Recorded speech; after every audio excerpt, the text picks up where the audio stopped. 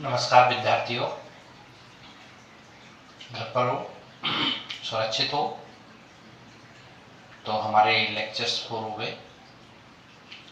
Lectures 4 की जो time duration थी वो थोड़ा सा कम थी और उसमें सुपरपोजिशन का सिद्धांत बता रहे थे हम, तो उसको हम दोबारा से रिपीट करेंगे।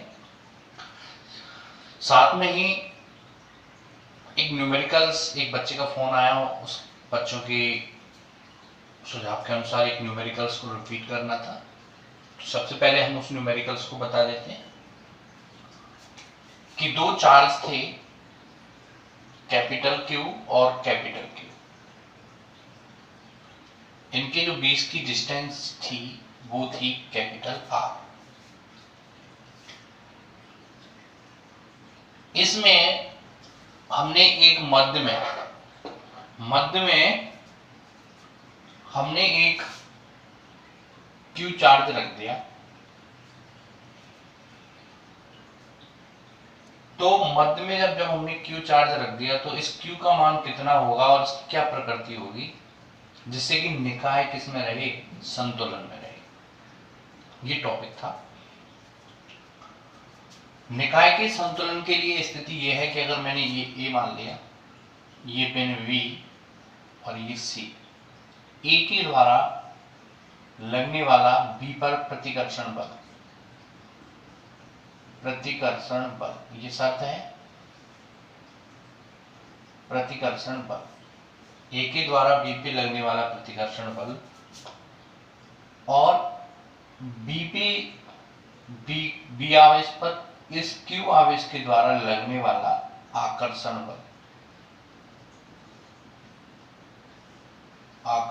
बल, ठीक, बराबर होना चाहिए। अगर ये दोनों शर्तों को फॉलो हो रहा है तो हमारा जो निकाय है या वो एक सिस्टम है वो संतुलन की स्थिति में। तो इसके द्वारा इस पे लगने वाला बल कूलाम के नियम से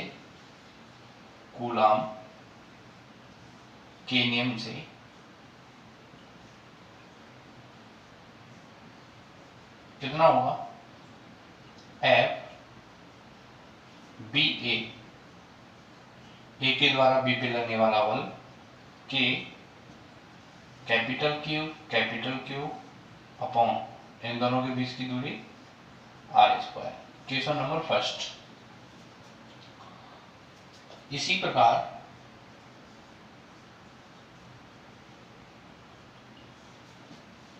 इन दोनों के मध्य, और इन दोनों आवेशों की डिस्टेंस कितनी हो गई, क्योंकि फुल डिस्टेंस आर है और ये पॉइंट जो है वो मध्य में स्थित है, तो ये वाली डिस्टेंस होगी r/2, राइट।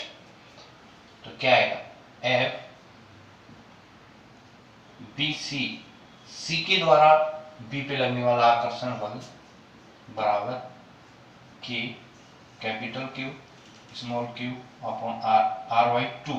डिस्टेंस कितनी है, r/2 का होल स्क्वायर। समीकरण नंबर 2। तो शर्त क्या कहती है, निकाय के संतुलन के लिए, निकाय के संतुलन के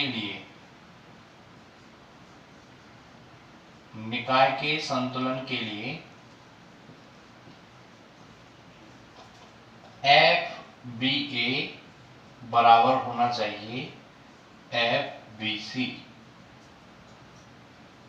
ठीक है। FBA, ए के द्वारा बी पे जो लग रहा है बल वो प्रतिकर्षण है और सी के द्वारा जो बी पे लग रहा है बल वो आकर्षण है। तो हम यहाँ पे माइनस लगा सकते हैं, ठीक है। FBA, इसकी वैल्यू पुट कर देते हैं कि capital Q upon r square बराबर के capital Q small q upon r/2 का होल स्क्वायर। ये माइनस का चिन्ह है। माइनस का चिन्ह हम बाद में भी लगा सकते हैं, क्योंकि माइनस का चिन्ह आकर्षण प्रकृति को प्रदर्शित करेगा बाद में, ठीक है। तो k से k कैंसिल, q से q कैंसिल, r स्क्वायर से r स्क्वायर कैंसिल, और ये 2 जो नीचे है वो ऊपर चला जाएगा, तो q बराबर आ जाएगा -4q। तो q बराबर माइनस की क्यू बटे 4। ठीक है, ये तो हमें हो गया क्यू का मान, और जो माइनस का है वो इसकी आकर्षण प्रकृति को व्यक्त कर रहा है जो दिख रहा है चित्र में। ठीक है, दैट्स प्रॉब्लम सॉल्व। आगे हम टॉपिक पे चलते हैं, अध्यारोपण का सिद्धांत।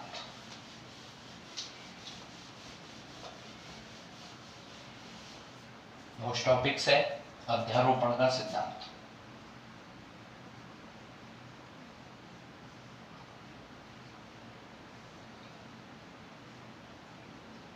और अध्यारोपण का सिद्धांत जो है वो किसके लिए है? आवेशों के लिए, क्योंकि अध्यारोपण का सिद्धांत हम 11वीं चैप्टर्स में भी पढ़ेंगे, ये 11-12 चैप्टर्स में ऑप्टिक्स में, ये आवेशों के लिए।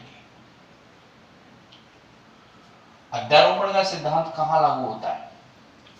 जहां दो आवेश हों वहां एक दूसरे के मध्य लगने वाले बलों का मान हम कूलाम के नियम से ज्ञात करते हैं। जहां 2 से अधिक आवेश, जैसे 3 और 3 से भी अधिक आवेश हों, तो वहां हम कूलाम के नियम का उपयोग नहीं कर सकते। वहां उन आवेशों के मध्य लगने वाले बल की गणना करने के लिए हम अध्यारोपण के सिद्धांत का क्या करते हैं? उपयोग करते हैं। तो देखिए, एक चार्ज है, एक स्थिर चार्ज Q0, ठीक है, प्लस Q0 चार्ज है। इस Q0 चार्ज के चारों ओर यहाँ पे Q1, Q2, Q3, Q4, Q5 और Q6 चार्ज है। तो इस Q0 पर इन सभी चार्जों के कारण बल लगेगा। ठीक है, हमने मान लिया कि इसकी जो डिस्टेंस है वो है r01, इसकी जो डिस्टेंस है वो है r02, इसकी जो डिस्टेंस है वो r03, इसकी जो डिस्टेंस है वो r04, इसकी जो डिस्टेंस है वो है r05, इसकी जो डिस्टेंस है वो है r06। राइट, इसके कारण जो बल लगेगा वो इस दिशा में लगेगा, F वेक्टर ये, इसके कारण इस दिशा में बल लगेगा, F वेक्टर 02, इसके कारण इस दिशा में बल लगेगा, F वेक्टर 03, और इसके कारण 4 कहाँ है? 4 के कारण दिशा में बल लगेगा, F वेक्टर 04, 5 के कारण दिशा में बल लगेगा, F वेक्टर 05, 6 के कारण दिशा में बल लगेगा, F वेक्टर 06, क्योंकि ये सभी आवेश इस पर बल लगाएंगे। तो इस आवेश जो स्थिर है, इस आवेश पर इन सभी आवेशों के कारण लगने वाला परिणामी बल F वेक्टर बराबर होता है इन अलग अलग आवेशों के कारण लगने वाले परिणामी बल के। Q1 आवेश के कारण बल लग रहा है F01 vector, F02 vector, F03 vector, F04 vector, F05 vector, F06 vector. Right, तो इस चार्ज पर इन सभी चार्जों के कारण लगने वाला परिणामी बल बराबर होता है अलग अलग चार्ज के कारण लगने वाले बल के। ठीक है, अब हमको पता है कूलाम के नियम से कि दो चार्ज अल्प दूरी पर स्थित हो और उनके मध्य में कुछ दूरी हो तो उसका हम बल कूलाम के नियम से ज्ञात करते हैं। तो देखिए, F वेक्टर बराबर F वेक्टर 01 क्या होगा? K Q0 Q1 इन दोनों के बीच की डिस्टेंस R01 का square plus K Q0 Q2 upon R02 का स्क्वायर। ऐसे ही ये प्रोसेस 6 आवेश तक चलती रहेगी। K Q0 Q6 R06 का होल स्क्वायर। इसको हम शॉर्ट फॉर्म में लिख सकते हैं समेशन रूप में F वेक्टर बराबर समेशन i बराबर 1 से लेके 6 तक के Q not Q I R not जो आई का होल स्क्वायर। ठीक है, सदिश राशि है तो इस पर हम कैप भी लगा सकते हैं। यहाँ हम ये भी लिख सकते हैं 1 कैप 02 कैप 06 कैप, यानी इसकी डायरेक्शन, बल की डायरेक्शन इस प्रकार है। ठीक है, तो ये इसका हो गया शॉर्ट फॉर्म, संक्षिप्त रूप। तो अध्यारोपण का सिद्धांत हम कहाँ उपयोग में लेते हैं? जहां आवेश 2 से अधिक हो, 3 हो, 4 हो, 5 हो, वहां पे उन आवेशों पर लगने वाले बलों का मान ज्ञात करने के लिए हम अध्यारोपण के सिद्धांत का क्या करते हैं? उपयोग करते हैं। वहां कूलाम के नियम का उपयोग नहीं किया जा सकता। कूलाम का नियम केवल 2 चार्जों के लिए क्या है? मान्य है। और अध्यारोपण का सिद्धांत लगा के, उसमें कूलाम का नियम लगा के उन सभी आवेशों के कारण लगने वाले बल को ज्ञात किया जा सकता है, जैसे इसमें। तो ये अध्यारोपण का सिद्धांत है। आज हम एक नया टॉपिक विद्युत क्षेत्र, आज हम एक नया टॉपिक विद्युत क्षेत्र के बारे में अध्ययन करेंगे। विद्युत क्षेत्र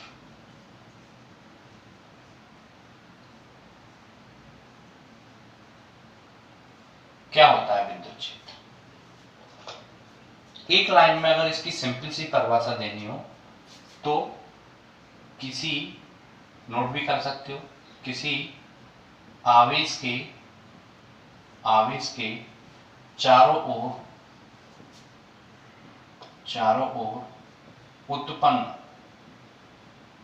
उत्पन्न क्षेत्र को विद्युत क्षेत्र, उत्पन्न क्षेत्र को विद्युत क्षेत्र कहते हैं।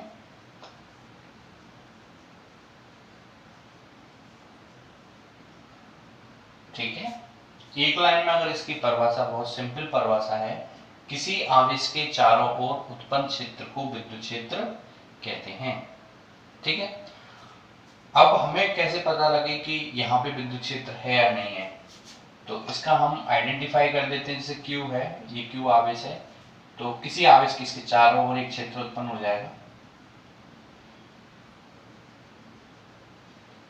ठीक है, अब इस क्षेत्र का कैसे पता लगाया जाए कि ये क्षेत्र इसके यहां तक है? तो क्या करते हैं, इसका पता लगाने के लिए हम एक टेस्ट चार्ज लेते हैं। कौन सा चार्ज? Test charge. ठीक है, जिसको हम बोलते हैं परीक्षण आवेश। क्या बोलते हैं? परीक्षण आवेश। इसको हम परीक्षण आवेश क्यों कहते हैं? क्योंकि ये इस आवेश के चारों ओर उत्पन्न क्षेत्र की क्या लेता है? परीक्षा लेता है। इस आवेश को हम क्या बोलते हैं? इस आवेश को बोलते हैं सोर्स आवेश, सोर्स चार्ज। ठीक है, अगर आपसे पूछे टेस्ट चार्ज क्या है, सोर्स चार्ज क्या है, तो सोर्स चार्ज वो चार्ज होता है जो विद्युत क्षेत्र उत्पन्न करता है। टेस्ट चार्ज वो चार्ज होता है जो उस विद्युत क्षेत्र की क्या लेता है? परीक्षा लेता है। ठीक है, ये आप रखना, ये हमेशा धनात्मक होता है टेस्ट चार्ज। ठीक है, अब हम क्या करेंगे, इस टेस्ट चार्ज को यहां लेके आएंगे। जैसे ही हम इसको यहां पे लेके आते हैं, यहां लेके आते हैं, इसके अंदर लेके आते हैं, तो क्या होगा? आप सोचो, ये भी पॉजिटिव है और ये भी पॉजिटिव है। जब दो आवेश एक दूसरे के पास स्थित होते हैं और अगर वो सजातीय आवेश हो तो क्या करेंगे? बोलो, बल लगाएंगे, डेफिनेटली बल लगाएंगे। तो जैसे ही इसको हम इस आवेश के क्षेत्र के अंदर लाते हैं तो ये वाला जो टेस्ट चार्ज है वो एक बल का अनुभव करता है। तो एक चीज याद रखना नोट वाले, ये बहुत अल्प चार्ज होता है, अल्प आवेश होता है, जिसका कोई विद्युत क्षेत्र नहीं होता। आप ये भी तो कहोगे सर ये भी तो चार्ज है, इसका विद्युत क्षेत्र होना चाहिए, इसका कोई विद्युत क्षेत्र नहीं होता।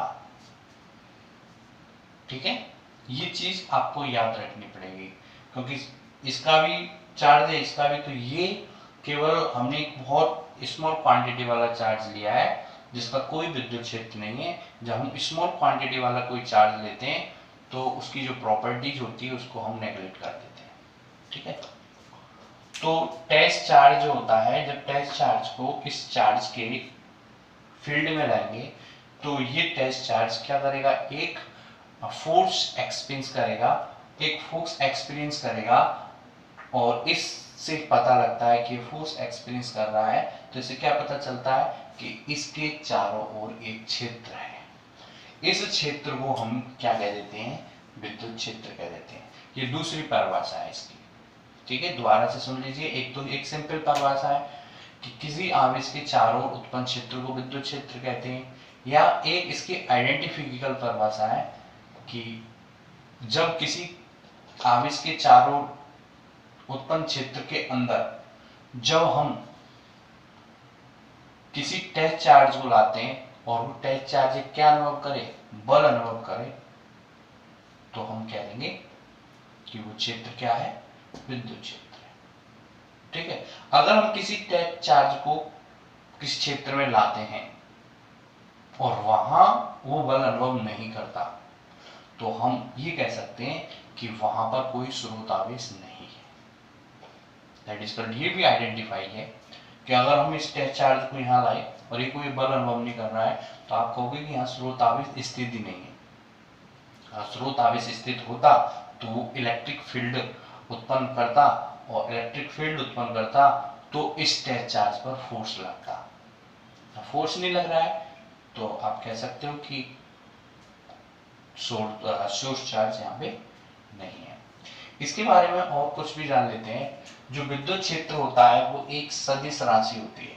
कैसी राशि होती है, सदिश राशि। विद्युत क्षेत्र एक सदिश राशि होती है। अब सदिश राशि है तो इसकी एक दिशा होगी, तो इसकी दिशा क्या होती है, याद रखना, प्लस क्यू आवेश से माइनस क्यू आवेश की ओर, ठीक है। प्लस क्यू आवेश से माइनस क्यू आवेश की ओर। और विद्युत क्षेत्र को प्रदर्शित कैसे किया जाएगा, क्योंकि सदिश राशि तो इसको किसी प्रकार प्रदर्शित किया जाएगा, तो इनको प्रदर्शित विद्युत बल रेखाएं, विद्युत बल रेखाएं, विद्युत बल रेखाएं या विद्युत क्षेत्र रेखाएं, इलेक्ट्रिक लाइन या इलेक्ट्रिक फील्ड लाइन।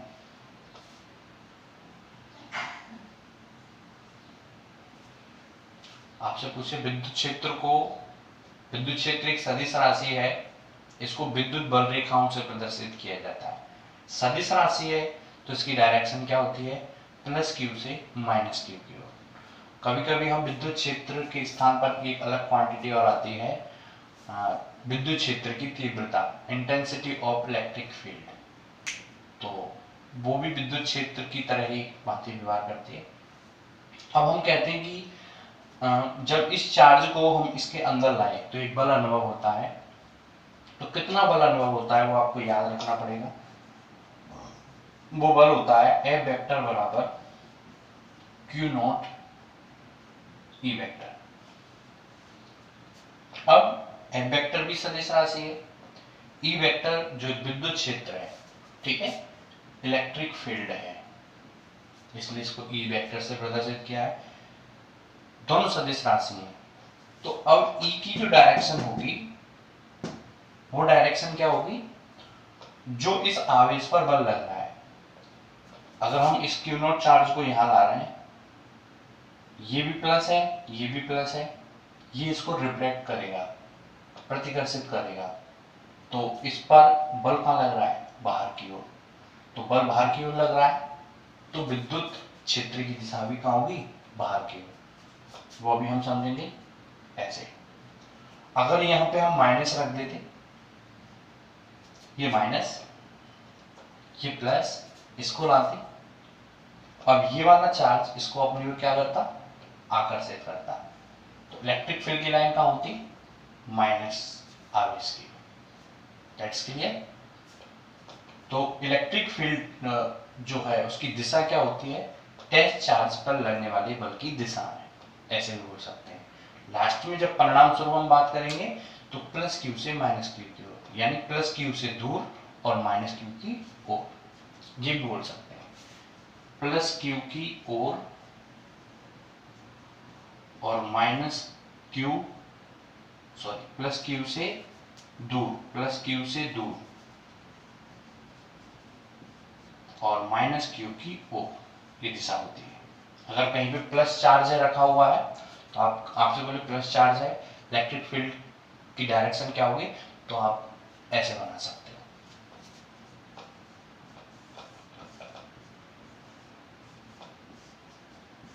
ये इलेक्ट्रिक फील्ड की डायरेक्शन है और ये रेखाएं क्या है, ये इलेक्ट्रिक फील्ड रेखाएं, इलेक्ट्रिक फील्ड लाइंस हैं, क्योंकि विद्युत क्षेत्र को हम इलेक्ट्रिक फील्ड लाइन से ही डिस्प्ले करते हैं। अगर माइनस हो, माइनस चार्ज हो तो अंदर की। ये क्लियर हो जाना चाहिए कंसेप्ट, ये बिल्कुल इलेक्ट्रिक फील्ड का आपको क्लियर हो जाना चाहिए। आपको रफ कॉपी में ये सारी चीजें नोट कर लो, नोट्स आपको हम प्रोवाइड करा देंगे, ठीक है। नोट जो भी चाहता है बच्चा वो नोट्स हम प्रोवाइड करा देंगे, केवल आपको रफ कॉपी में ये अच्छे तरीके से पढ़ना है कि विद्युत क्षेत्र क्या होता है, विद्युत क्षेत्र की डायरेक्शन क्या होती है, विद्युत क्षेत्र कैसी क्वांटिटी है और विद्युत क्षेत्र को किस प्रकार से प्रदर्शित किया जाता है। जब हम किसी टैच चार्ज को किसी इलेक्ट्रिक फील्ड में लाते हैं तो वो कितना बल अनुभव करता है, F वेक्टर बराबर Q नॉट E वेक्टर, ठीक है। अगर आपसे कोई पूछता है कि हम सोर्स चार्ज के इलेक्ट्रिक फील्ड में लाते हैं जब किसी टैच चार्ज को तो कितना बल अनुभव होता है, तो F वेक्टर बराबर Q नॉट E वेक्टर, ये आपको पूरी तरीके से आ जाना चाहिए, ठीक है। अब हम क्या करते हैं, हम पढ़ते हैं इंटेंसिटी ऑफ इलेक्ट्रिक फील्ड, विद्युत क्षेत्र की तीव्रता है वही जो मैंने आपको ये बताया है, जो मैंने आपको ये बताया है वही है सब कुछ। देखिए विद्युत क्षेत्र की तीव्रता,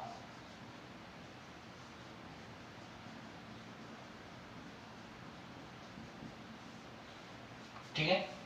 तो हमने अभी पढ़ा जस्ट कि विद्युत क्षेत्र जब किसी सोर्स चार्ज के इलेक्ट्रिक फील्ड में हम जब किसी टैच चार्ज को लाते हैं तो क्या होता है, वो एक फोर्स अनुभव करता है। उस फोर्स का मान जो होता है वो होता है F वेक्टर बराबर Q नॉट E वेक्टर, ठीक है। E वेक्टर की डायरेक्शन क्या होगी, जिस दिशा में Q नॉट फोर्स अनुभव करेगा उस दिशा में E वेक्टर की डायरेक्शन होगी। E वेक्टर का मान हम यहां से निकाल लेते हैं, E वेक्टर बराबर F वेक्टर बटे Q नॉट, ठीक है।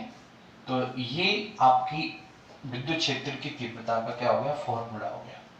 यहां से इसकी क्या परिभाषा होगी, एक तो यही परिभाषा इसके फॉर्मूले से बता सकते हैं कि जब किसी टैच चार्ज को किसी सोर्स चार्ज के फील्ड में लाते हैं तो वो एक बल अनुभव करता है, तो उस बल और टैच चार्ज के रेशो को हम क्या कहते हैं, electric field intensity, intensity of electric field कहते हैं, ठीक है। दोबारा सुन लीजिए, जब किसी सोर्स चार्ज के फील्ड में जब हम किसी टैच चार्ज को लाते हैं तो वो बल अनुभव करता है, उस बल और टैच चार्ज के रेशो को हम विद्युत क्षेत्र की तीव्रता कहते हैं। दूसरी परिभाषा जो आपकी यहां से आएगी, अगर मैं इस टैच चार्ज को 1 कूलाम कर दूं, ठीक है, तो क्या आएगा, जब 1 कूलाम को यहां मान रखोगे तो E वेक्टर बराबर F वेक्टर, ठीक है। तो यहां से क्या परिभाषा निकल के आएगी कि विद्युत क्षेत्र की तीव्रता उस बल से निरूपित की जाती है, विद्युत क्षेत्र की तीव्रता उस बल से निरूपित की जाती है जब टैच चार्ज या एकांक परीक्षण आवेश, ऐसे बोल सकते हैं, जब एकांक परीक्षण आवेश को हम विद्युत क्षेत्र में लाते हैं, राइट। दोबारा सुन लीजिए, विद्युत क्षेत्र की तीव्रता उस बल से प्रदर्शित की जाती है जब इकाई परीक्षण आवेश को हम विद्युत क्षेत्र में लाते हैं, दैट्स क्लियर। अब इसका हम यूनिट पढ़ लेते हैं, इसकी यूनिट क्या है और इसका विमीय सूत्र, डेफिनेशन, फॉर्मूला क्या है। यूनिट, बल का जो यूनिट होता है वो होता है बल का जो यूनिट होता है वो होता है न्यूटन, ठीक है, और इसका होता है चार्ज का कूलम, तो इसका हो गया, न्यूटन को n से प्रदर्शित करते हैं, कूलाम को c से, तो n/c। आगे जब हम कैपेसिटर पढ़ेंगे तो इसकी एक और यूनिट निकल के आएगी।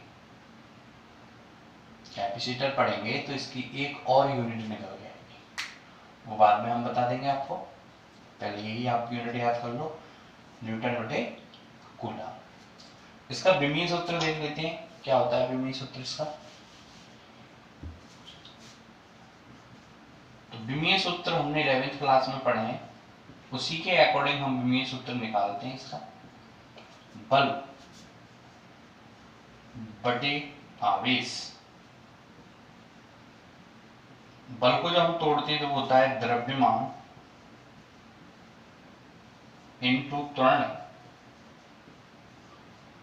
और आवेश को तोड़ते हैं तो वो क्या होता है, अभी जब हमने शुरुआत की थी, धारा इनटू समय।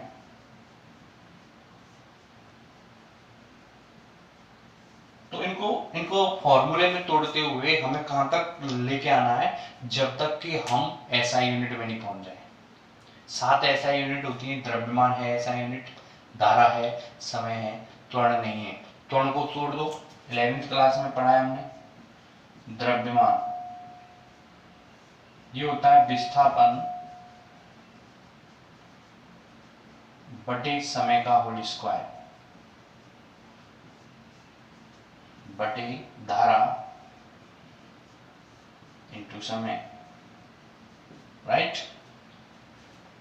अब हमारे पास सभी क्वांटिटी जो आपको दी है वो ऐसा ही है। वैसे तो वेग को तोड़ते तो वेग बटे समय, सॉरी त्वरण को तोड़ते वेग बटे समय, वेग को तोड़ते विस्थापन बटे समय, तो डायरेक्ट हमने तोड़ दिया है विस्थापन बटे समय का होल स्क्वायर। अब इसकी यूनिट लिखते हैं, वो सॉरी यूनिट नहीं, विमा, M L T A. M 1, लंबाई 1, टाइम देखो ऊपर स्क्वायर लग रहा है, एक टाइम 3 -3, और धारा नीचे ऊपर जाएगी -1। ये इसका क्या हो गया, विमीय सूत्र हो गया। ठीक है, पूछा जाता है विद्युत क्षेत्र की तीव्रता का विमीय सूत्र क्या है, तो आप इस तरीके से निकाल सकते हो। डायरेक्शन जरूर याद रखनी है, प्लस क्यू से दूर और माइनस क्यू की ओर, चाहे विद्युत क्षेत्र हो चाहे विद्युत क्षेत्र की तीव्रता हो। ठीक है, प्लस क्यू आवेश से दूर, अगर कहीं प्लस क्यू चार्ज है तो आपने विद्युत क्षेत्र की तीव्रता पूछे, तो प्लस क्यू आवेश से दूर बाहर की ओर और माइनस क्यू के अंदर की ओर। इसको जब हम और भी क्लियर करेंगे जब ये आएगा। तो आज हमने विद्युत क्षेत्र की तीव्रता पढ़ी, कल हम इलेक्ट्रिक फील्ड लाइंस इसके बारे में अध्ययन करेंगे। Thank you for watching.